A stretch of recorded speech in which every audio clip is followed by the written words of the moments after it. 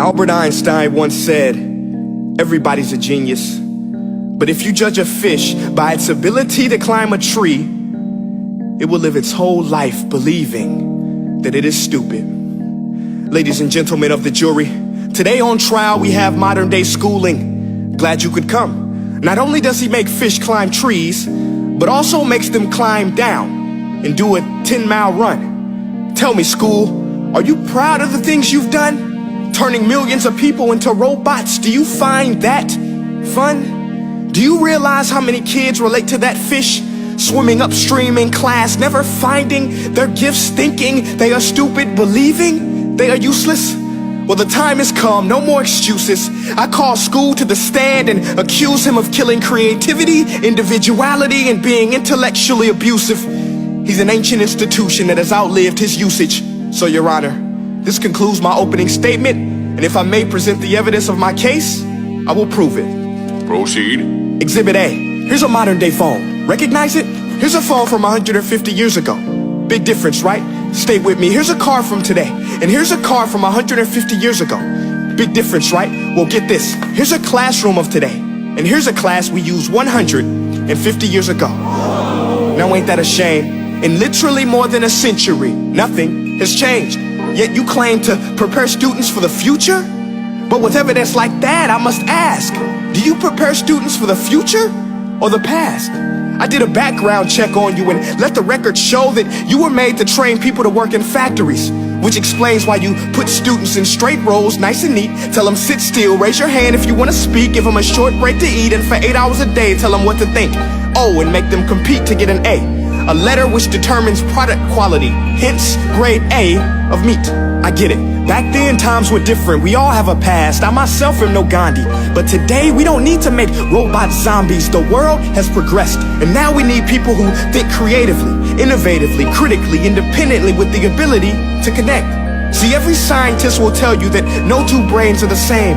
And every parent with 2 or more children will confirm that claim. So please explain why you treat students like cookie cutter frames or snapback hats, giving them this one-size-fits-all crap. Watch your language. Sorry, Your Honor, but if a doctor prescribed the exact same medicine to all of his patients, the results will be tragic. So many people will get sick, yet when it comes to school, this is exactly what happens. This educational malpractice, where one teacher stands in front of 20 kids, each one having different strengths, different needs, different gifts, different dreams, and you teach the same thing the same way? That's horrific. Ladies and gentlemen, the defendant should not be acquitted. This may be one of the worst criminal offenses ever to be committed.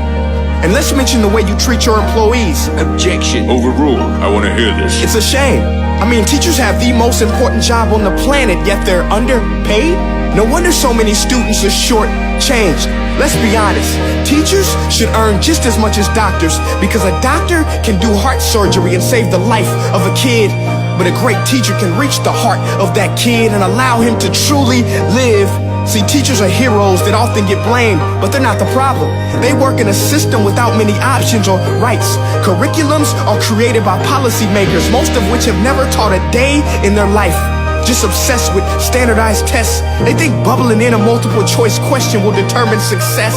That's outlandish. In fact, these tests are too cruel to be used and should be abandoned, but don't take my word for it.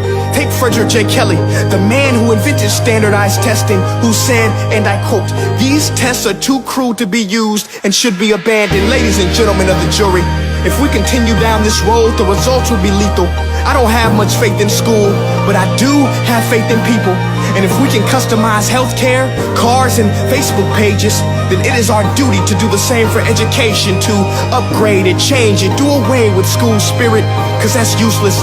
Unless we're working to bring the spirit out of each and every student, that should be our task.